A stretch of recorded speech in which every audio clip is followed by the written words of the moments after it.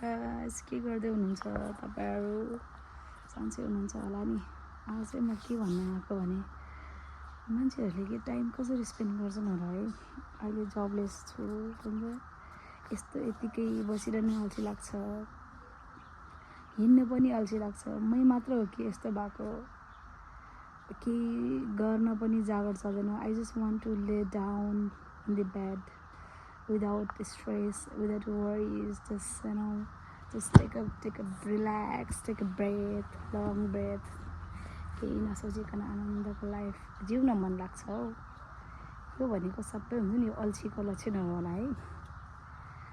तपाईहरु हेर्न सक्नुहुन्छ ल। मैले फेरि यो भ्लग स्टार्ट गर्छु नि फेरि बिचमा बिराम भयो, अनि फेरि मलाई बिचमा अलिकति छुटायो भने म फेरि त्यसलाई हुन्छ नि कन्टिन्यू गर्नै सक्दिनँ। कारण मेरो मात्रै हुन्छ कि यस्तो ह्याबिट, अरूको पनि हुन्छ।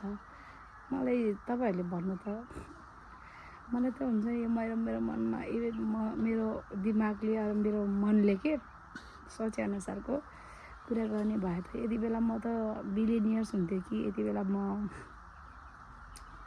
सबै कन्ट्रिज घुमेर भ्याउँथेँ होला। रेस्ट पनि गर्न हुन्छ नि, मेरो माइन्डले त्यति धेरै सोच्छ के। तर जस्ट सोच्ने मात्र है, फेरि गर्ने चाहिँ केही पनि होइन।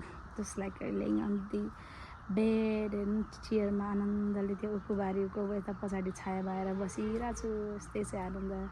गाइज कमेन्ट गर्नु होला ल। मलाई चाहिँ यो जर्नीलाई चाहिँ स्टार्ट गर्नु छ। मैले कुनै पनि कुनै कन्टेन्ट पाएको छैन कि कसरी चाहिँ गर्ने हो भनेर। हिँड्न नि अल्छी लाग्छ, यस्तो गर्मी चाहिँ कहाँ हिँड्ने हो है। अब केही गरेर त्यो देखाउनु पनि इच्छा छैन कि, जागर छैन। बस यतिकै भने मोबाइल चार्ज आयो, बस दिनभरि टिकटक हेऱ्यो, यसरी नै जिन्दगी चलिरहेछ। हेर्न चाहिँ हेरिदिनु होला मेरो भिडियोहरू है, किनभने एनी हाउ मलाई चाहिँ यो भिडियो कन्टिन्यू गर्नु छ कि। But in between of the पिरियडमा इन्टरप्ट गरिहाल्यो भने चाहिँ गरिहाल्छु कि जस्तो पनि लाग्छ। के हो थ्याङ्क यू सबैजना हेरिदिनु होला।